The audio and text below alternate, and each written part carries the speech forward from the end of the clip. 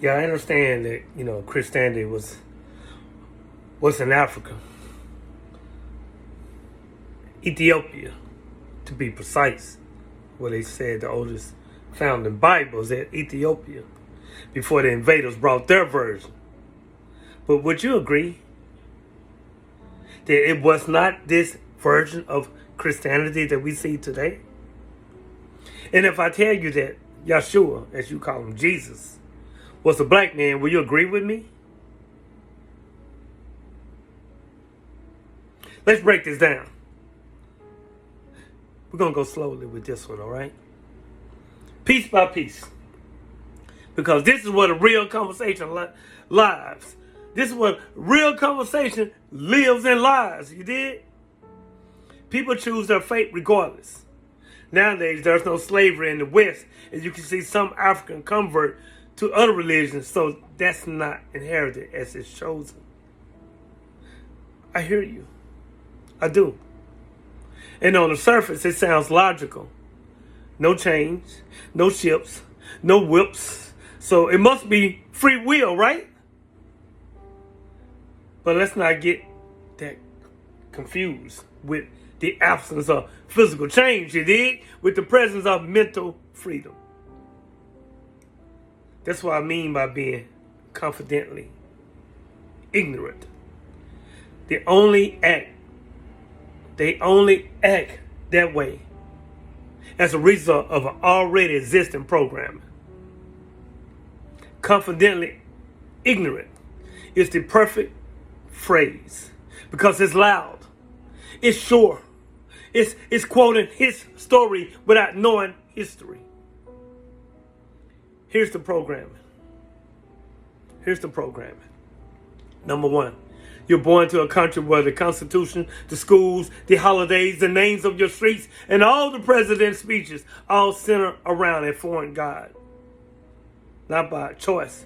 That's environment.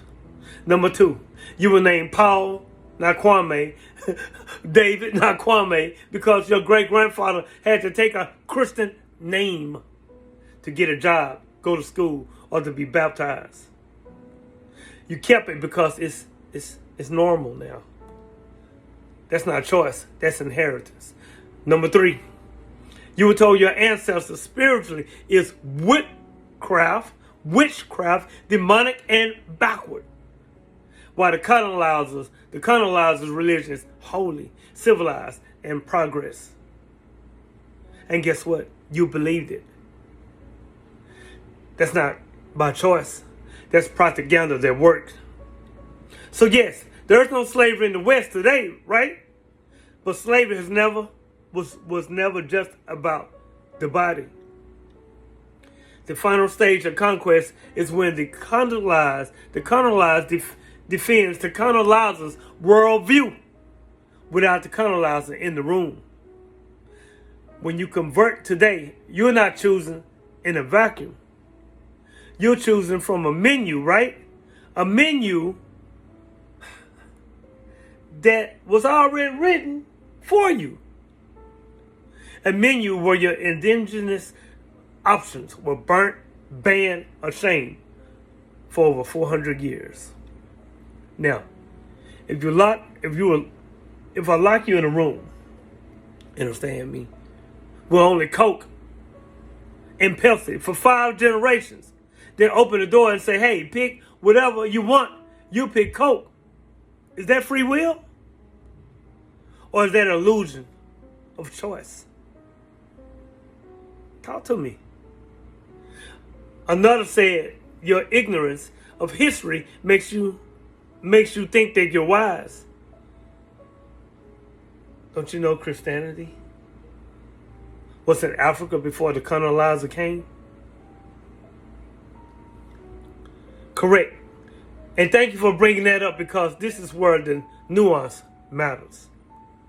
I understand Christianity, again, was in Africa, Ethiopia, to be precise, before the invaders brought their version of Christianity. Yes, the Ethiopian Orthodox Tongwan Church, 4th century. Twawahidu Church in Ethiopia in the 4th century. before Europe even knew what a Bible was. Christianity was already in Nubia, in Egypt, in North Africa, with St. Augustine, a Berber from Algeria. And Africa did not meet Jesus on a slave ship. Africa met Jesus before the slave ship was invented. But here's the only question they don't ask. But would you agree that it was not this version of Christianity that we're seeing today? Huh? Absolutely cannot. And this is the key. The Christianity of ancient Ethiopia was not the Christianity of the translated slave trade. Drive ships, indoctrinations. Ethiopia, Christianity, had its own calendar, its own saints, its own language, its own understanding of Christ that was African, not European. It didn't come with a gun. It didn't come with a mandate to rename you, to burn your shrines, to call your culture Satan. It didn't come with a doctrine of discovery. It didn't come with the papal bull that said Africans would be enslaved for life. It didn't come with the verse, slaves, obey your masters, highlighting bright yellow for you. The version that came with the colonizer was weaponized. It was white Jesus, blonde Mary, and a God who looked like the man holding the whip. It was Christianity that said your skin was the curse of Ham. Now, you didn't go Ham, but they said your skin come from, you curse of Ham, one of Abraham's sons, Ham's children, descendants, were cursed. That your spirituality was devil worship. That your ancestors were in hell. It was Christianity that built schools, but only to drop your name, your language, and your memory at the door. So yes, Christianity was in Africa, but the colonial Christianity is what captured and what conquered Africa, the colonizers. And that is the version 99.3% of us inherited. Not the Ethiopian one. The European one. The one that was packaged with capitalism, racism, and empire. And if I tell you that Yeshua, Jesus, was a black man, would you agree with me? Would you? Now that we hit the nerve. You see, Yahshua, or some people call him Yahshua, was a brown-skinned Middle Eastern Jew born in occupied Palestine. Not European, not white. He would be called colored in South Africa. He would be stopped at airports today. The Bible describes his hair as wool, his feet as bronze. Revelations 1:14-15. Not my opinion. That's what's in your book. But look at your church wall. Look at the movies. Look at the movies, your movies. Look at your prayer app. Look at it. What do you see?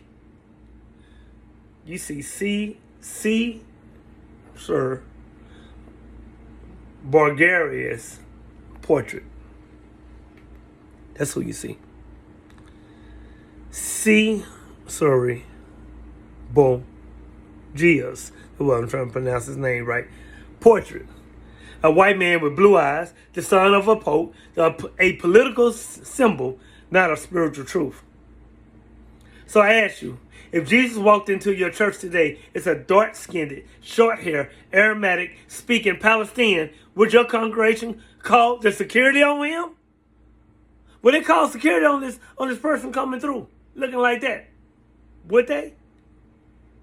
If I told you God does not look like your oppressor, will your faith survive? Because that's the test. If your Christianity can't handle a black Jesus, then you did not choose Jesus. You chose whiteness.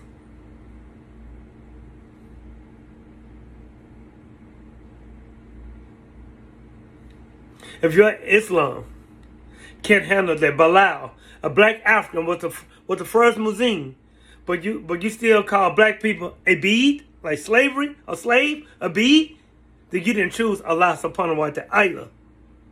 You chose Arab superiority. If your choice falls apart from the second the image changes, it was never by God. It was by power. And how often do we conform to popular narratives without questioning their correctness, without questioning the authenticity of what we bring into our lives, to question if it's valid or not? Every time we say, I choose this fate, without asking why others disappeared. Every time we say, there's no slavery now, without seeing mental slavery. Every time we defend the religion but can't defend the story of how it got here. And how can we cultivate the courage to challenge the prevailing attitudes and opinions, even when it's unpopular? By admitting that choice and coercion can look the same after 400 years, but perusing religion before the colonizer touched it. Huh? It still looked 400 years by perusing or studying the religion before the colonizer touched it. By asking why your God always looks like the people who conquered you? Huh? Huh? By understanding that you can keep your faith and still tell the truth about its arrival? Ultimately, it's crucial to recognize that truth and morality are not determined by a consensus, okay? But by our principles and values that transcend public opinion. The principle is forced conversion leaves a footprint even 10 generations later. The truth is, you can choose a fate today and still be living out a programming from 1884.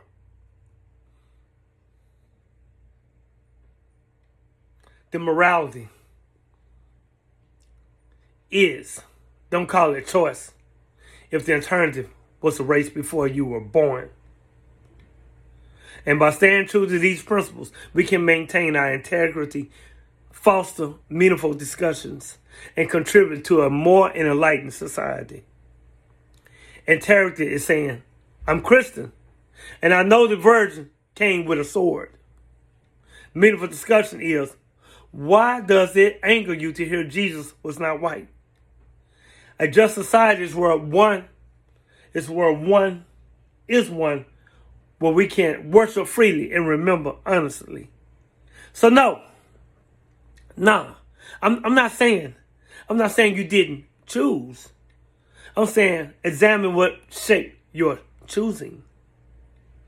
I'm saying your free will, quote unquote, is standing on the grave of a 1,000 other options you were never given. I'm saying, before you call it a choice, call it by his story. Now here's your turn. If you strip away the colonizer's version of your religion, would you still recognize it? If Jesus was black, would your fate change or would your picture change? Are you worshiping God or are you worshiping the God that they gave you? Okay? Just questions. Just questions. Share this if you're done confusing programming with choosing. You can be devout and still be honest. You can be faithful and still be free. But you can't be free until you know what made you. You can't be free until you know what made you. Continue to unlearn, relearn, and learn. Continue to evolve. Peace.